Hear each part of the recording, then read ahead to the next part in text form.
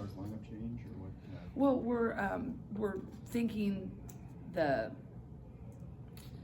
not exactly we're gonna shift the lineup change. I'm trying to get him prepared to whatever we're facing is we're pretty good at versatility. So I don't want him to get so stagnant, thinking like, okay, it's going to be like this way every time. So I'm just trying to, we've been experimenting with a lot of different lineups, as you've seen in different times of the games. And in practice, I had a lot of different combos going into practice on Monday. So I think that she got the message that, we can go a lot of different ways. We can, in some ways, we can be a little bit bigger. We can be a little bit smaller.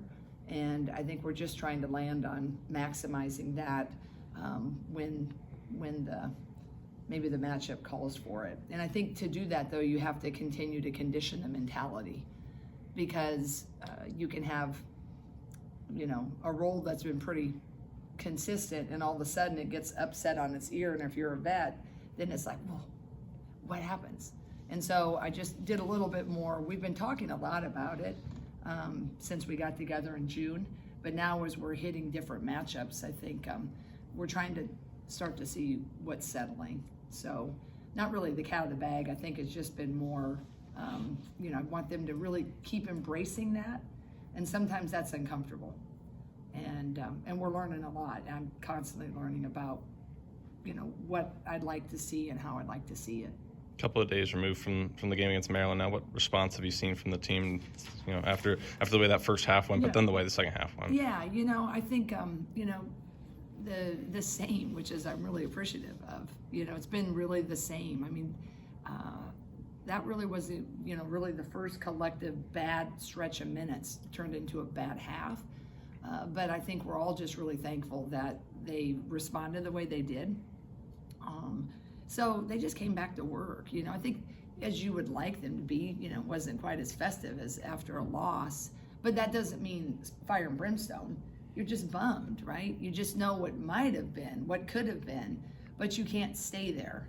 If you stay there, then you don't get better. So I was just really pleased they came back and went to work, and it was kind of business as usual. I think just a disappointment that we didn't show better in the first half, but it was all forward thinking. We talked a little bit about obviously what went wrong and right, but then you have to kind of switch that page pretty quickly to Illinois.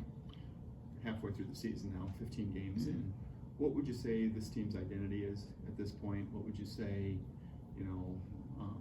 how happy are you, self-assessment, how happy are you with your coaching job through 15 games? I feel really thankful, and I feel good. I think, if you would have looked back when the job change happened, I don't think that, a lot of people would have bet that we might have been here. I think we can critique that coulda, woulda, shouldas, but it was a lot to replace in many, many ways.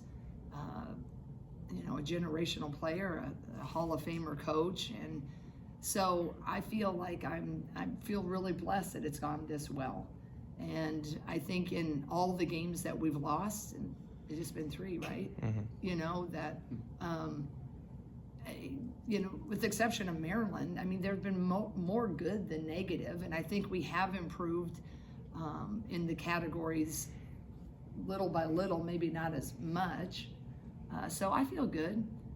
I don't feel good that, we've lost 3 games, but you can't have my job if you, don't want to chase undefeated and chase great. So I feel good about that. I think our identity, I think they're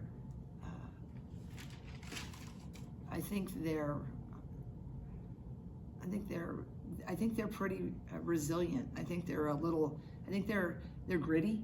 I think they really they bring it. I mean, I think the identity is we're young. I think we see the future often, right? And I actually think they're fun. I think they're fun to coach. I think when it's going pretty well, I think they're a fun bunch to watch. I think they play with joy. So I guess I'd say a gritty, resilient bunch that's pretty fun. But overall exciting. I think we've seen a lot of youth that has done things that has really carried us in key parts of the game.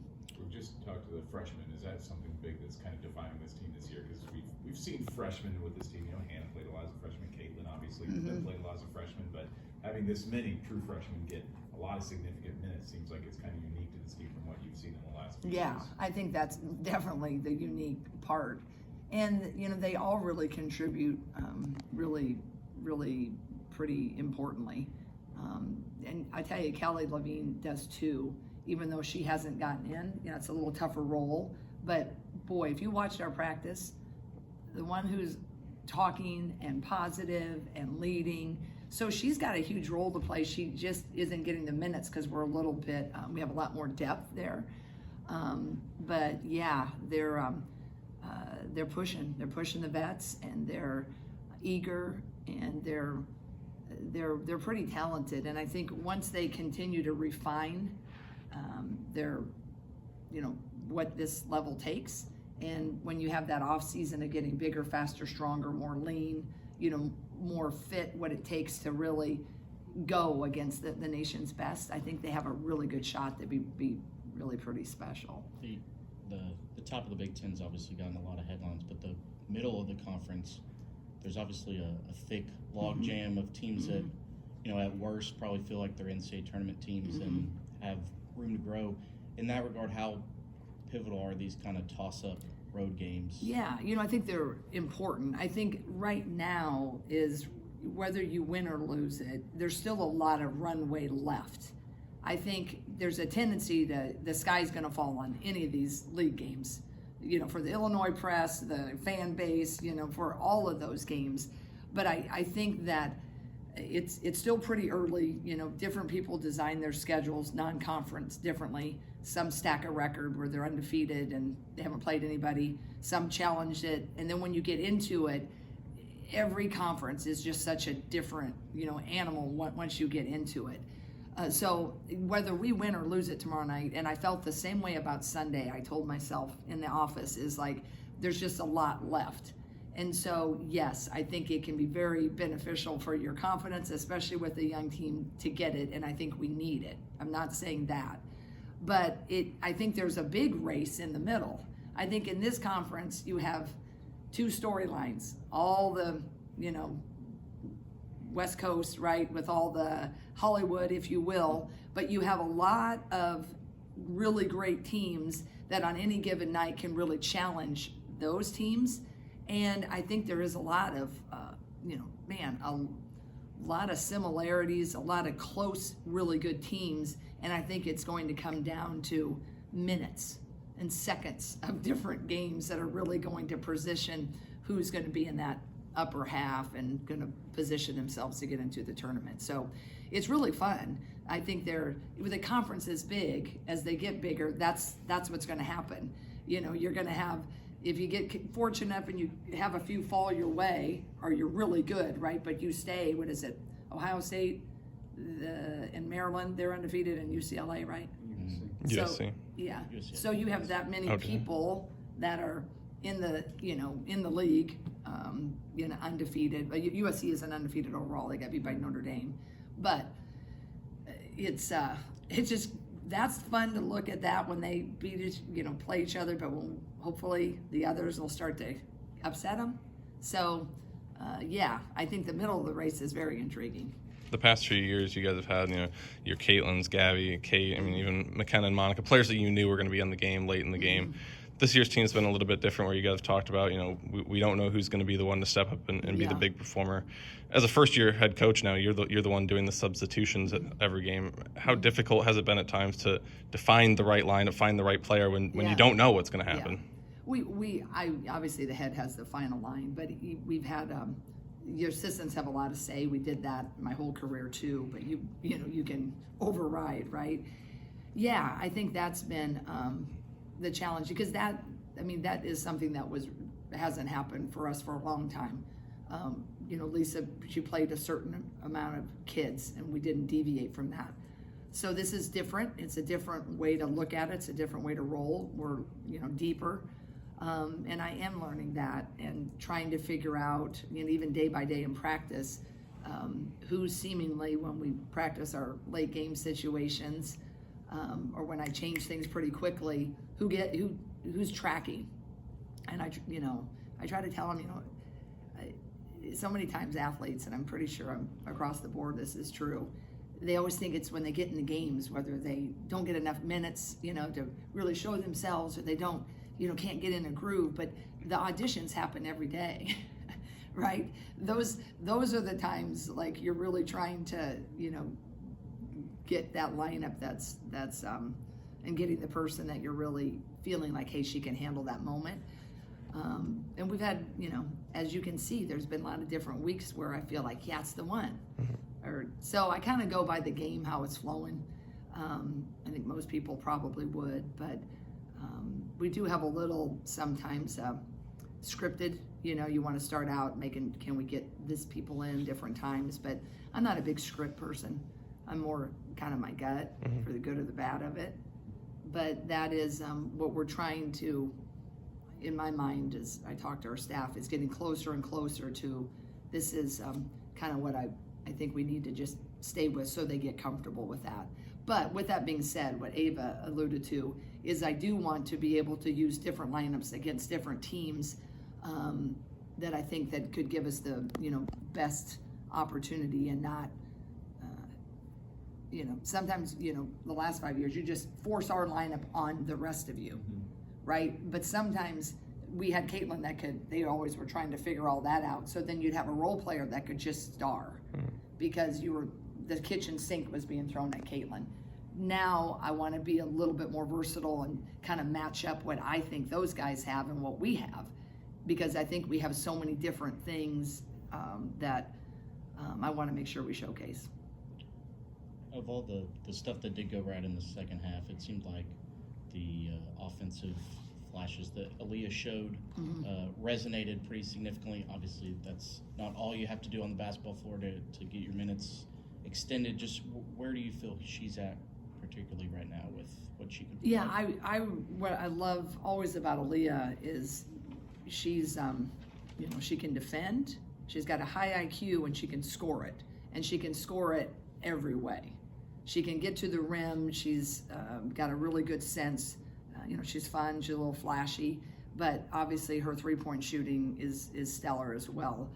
So we've had to bring her back slowly because we do a lot of testing on metrics of kids coming back from their injuries, and you got to be a little careful of that load. So she's getting closer and closer to the peak, but I think she's a big catalyst because she can play a 2 and she can play the 1, and sometimes kids can't always go back and forth, and I think we're getting closer.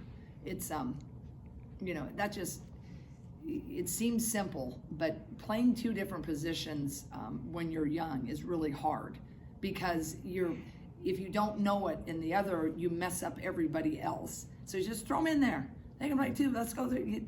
Well, if it throws up, you can't play zone sometimes because this person doesn't know the back line and this person knows the front line. She usually knows the front line. Now she's in the back line. So it's not as simple just to be like, oh, let's just play all those guys together, right? So we're coming. It's taken a little bit of time, especially since Aaliyah didn't get cleared to play until right before we went to Cancun. You talk about Aaliyah. Just where's Kenise at? Or is she? Are we going to see her this year?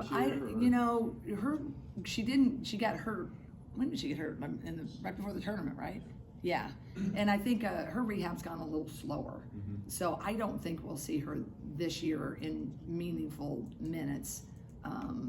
But I know she's, doing what she needs to be now, certainly. But she won't be a factor this year. We should probably ask about Illinois before we let you go. Yeah. What do you see in Illinois, and then obviously a couple of injuries for them? How does that change the game plan? Well, the injuries, are they out for sure? I mean, you never know. I think so. It's like everybody plays this game, right? which is strategy, which is great. It's not a critique. Shauna's a really good coach, another native Iowan, and they play, pretty fast. I love their forward center, Bostic. We recruited the heck out of her before she went to Michigan State, and she went to Illinois. Just a really nice post player that can face and do it all. Genesis Bryant is tough as they come. She can shoot behind a ball screen. She can finish. She has crazy finishes. And their actions are, again, they're just a little complex because they'll throw a lot of ball screens and zoom action and flip handoffs, and you have to really communicate and keep true to your scheme. So I really respect them a lot. They've been hard to guard for us ever since Shauna got there, and they defend. If their kids are out, obviously they're not quite as deep, but they've really been in some close games that just haven't fallen their way. I'm sure Shauna's glad it's at home. I wish it was at home. I'd feel a lot better. But I think it'll be a good road test, especially coming off of our Maryland game. I think, just like we learned a lot in Maryland, it's more fun to learn when you win, but I really think we learned a lot, obviously, of what not to do in the first half, or what do we got to do to change. Me too. And then the second half, what do we like, So we're going to have to handle, some speed by their guards. And they have I think really one of the best forwards in the conference, if not the country, in Bostic. I really think she's that good. She's very, very lethal. So got two hungry teams, right? We're really going back to Yargan, your question. We're in the middle, and you can't take too many L's before you kind of shift to a different level you don't want to be in. So I think it's going to be a really competitive, fun Big Ten game, because we got great athletes going for it on both sides.